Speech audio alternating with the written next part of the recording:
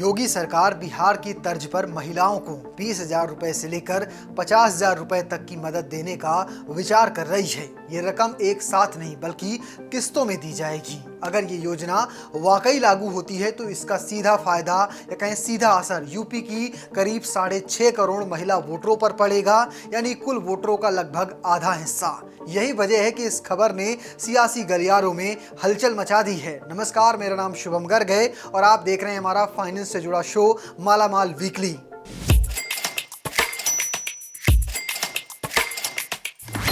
Media reports के मुताबिक सरकार महिलाओं को स्वरोजगार शुरू करने या उसे आगे बढ़ाने के लिए आर्थिक सहायता देने की तैयारी में है। चर्चा यह है कि यह रकम कुल मिलाकर 50,000 रुपए तक दी जा सकती है, जो एक साथ नहीं बल्कि 3 से 4 किस्तों में दी जाएगी। मॉडल कुछ इस तरह समझा जा रहा है कि चुनाव से पहले पहली किस्त के रूप में करीब 20,000 रुपए दिए जा सकते हैं। इसके बाद अगर भाजपा की सरकार दोबारा सत्ता में आती है तो बाकी रकम 3 और किस्तों में मिलेगी। इसके पीछे सरकार की मंशा साफ है। महिलाओं के मन में यह संदेश बिठाना कि बची हुई रकम तभी मिलेगी जब भाजपा फिर से सरकार बनाएगी। खास बात यह है कि इस योजना को लेकर सिर्फ सरकार ही नहीं बल्कि भारतीय जनता पार्टी भी अपने स्तर पर सर्वे करा रही है। जिम्मेदारी योगी सरकार के एक वरिष्ठ मंत्री को सौंपी गई है जो पहले बीजेपी के प्रदेश अध्यक्ष रह चुके हैं। इससे साफ है कि यह मामला सिर्फ प्रशासनिक फैसला नहीं है बल्कि यह पार्टी संगठन के भीतर भी रणनीति के तौर पर हिस्सा में है। सरकार की योजना में हर महिला को शामिल करना संभव नहीं है, ये सबको पता है। इसलिए आर्थिक रूप से कमजोर वर्ग को प्राथमिकता देने की बात कही जा रही है। इसमें अनुसूचित जाति, अनुसूचित जनजाति परिवारों की महिलाएं, बीपीएल आश्रित परिवारों की महिलाएं, इसके अलावा निराश्रित महिलाएं, विधवा महिलाएं शामिल हो सकती हैं। रिपोर्ट्स में यह भी दावा किया गया है कि योजना का लाभ किसी खास वर्ग या समुदाय की महिलाओं तक ही सीमित रह सकता है। पात्रता के लिए परिवार की सालाना आय की एक सीमा भी तय की जा सकती है जो करीब 12 लाख रुपए तक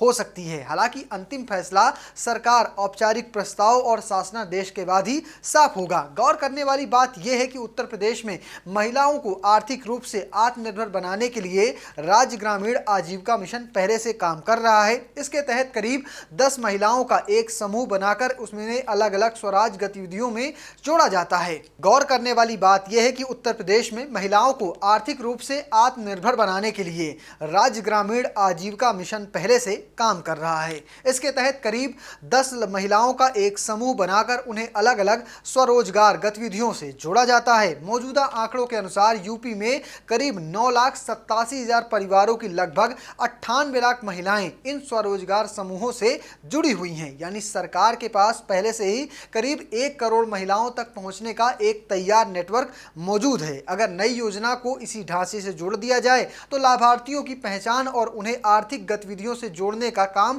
काफी आसान हो सकता है। इस पूरी योजना की जड़ बिहार के हालिया विधानसभा चुनाव में देखी जा सकती है। बिहार चुनाव से पहले मुख्यमंत्री महिला रोजगार योजना के तहत महिलाओं के खाते में शुरुआती तौर पर 10,000 रुपए भेजे गए थे। इसके बाद रोजगार की प्रगति और कामकाज के आकलन के आधार पर आगे मदद देने का प्रावधान रखा गया था। नतीजा यह हुआ कि बिहार चुनाव में महिला मतदाताओं की एक बड़ी राजनीतिक ताकत बनकर उभरी और भाजपा की अगुवाई वाले गठबंधन को शानदार जीत मिली। ये रणनीति सिर्फ बिहार तक सीमित नहीं है। मध्य प्रदेश की लाडली बहना योजना के जरिए, महाराष्ट्र और हरियाणा में भी इस तरह की योजना के जरिए महिला वोटरों को सीधे आर्थिक मदद देने का मॉडल अपनाया जा चुका है। फर्क सिर्फ इतना है कि इन राज्यों में महिलाओं को हर महीने पैसा मिलता है, जबकि यूपी में ये सोच है कि पैसा देकर महिलाओं को कोई काम या स्वरोजगार शुरू करने में प्रोत्साहित किया जा सके। भाजपा के लिए महिला वोट इतना अहम क्यों है, सबसे बड़ा सवाल यही आता है। तो इसका जवाब है 2024 के लोकसभा चुनाव में उत्तर प्रदेश में भाजपा को झटका लगा था। 2019 के मुकाबले पार्टी की सीटें काफ़ी घट गई थी और समाजवादी पार्टी सबसे बड़ी पार्टी बनकर उभरी है। सपा ने पिछड़ा, दलित और अल्पसंख्यक यानी पीडीए समीकरण को अपना मुख्य चुनावी हथियार बनाया है। ऐसे में 2027 के चुनाव से पहले भाजपा के सामने इस समीकरण की काट के तैयार करने की एक बड़ी चुनौती है। पार्टी रणनीतिकारों का मानना है कि अगर किसी परिवार की महिला को सीधा आर्थिक लाभ मिलता है तो उसका असर सिर्फ महिला तक सीमित नहीं रहता, बल्कि पूरे परिवार के फैसलों पर भी असर पड़ता है। यानी एक महिला को साधने का मतलब है कि पूरे परिवार तक पहुंच बनाना। यही सोच इस संभावित योजना के पीछे सबसे बड़ी राजनीतिक रणनीति मानी जा रही है। इतनी चर्चाओं के बावजूद राज्य सरकार ने अभी तक इन दावों पर ना तो पूरी तरह हामी भरी है और ना ही इन्हें खारिज किया है। ये चुप्पी से भी अटकलों को और हवा दे रही है।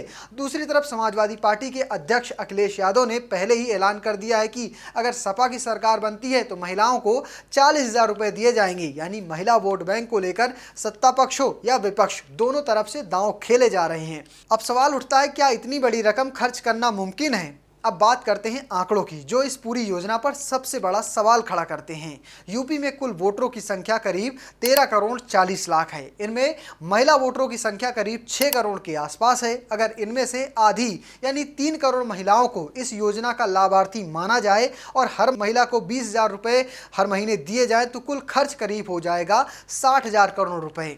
अगर यही रकम 40,000 रुपये प्रति महिला कर दी जाए तो आंकड़ा करीब 1,20,000 करोड़ तक चला जाएगा और 50,000 रुपये प्रति महिला के हिसाब से ये 1.5 लाख करोड़ तक पहुंच सकता है। अब जरा यूपी के बजट पर नजर डालते हैं। फाइनेंशियल ईयर 2026-27 में राज्य का कुल बजट करीब 9,72,000 करोड़ रुपए है। इनमें मूल बजट करीब 9,12,000 करोड़ रुपए और अनुपूरक बजट करीब 59,000 करोड़ रुपए का है। सरकार की कुल आमदनी करीब 8,48,000 करोड़ रुपए है और रेवेन्यू सरप्लस करीब 64,000 करोड़ रुपए का है। वहीं राजकोषीय घाटा का आंकड़ा करीब 1,18,000 करोड़ रुपए है। इन आंकड़ों को देखते हुए जानकारों का मानना है कि 60,000 करोड़ रुपए से लेकर 1.5 लाख करोड़ रुपए तक की अतिरिक्त राशि निकाल पाना आसान नहीं होगा। हालांकि इसे पूरी तरह असंभव भी नहीं कहा जा सकता। मौजूदा वित्तीय वर्ष में महिलाओं एवं बाल कल्याण विभाग के लिए कुल बजट प्रावधान करीब 15,662 करोड़ रुपए का है, जो इतनी बड़ी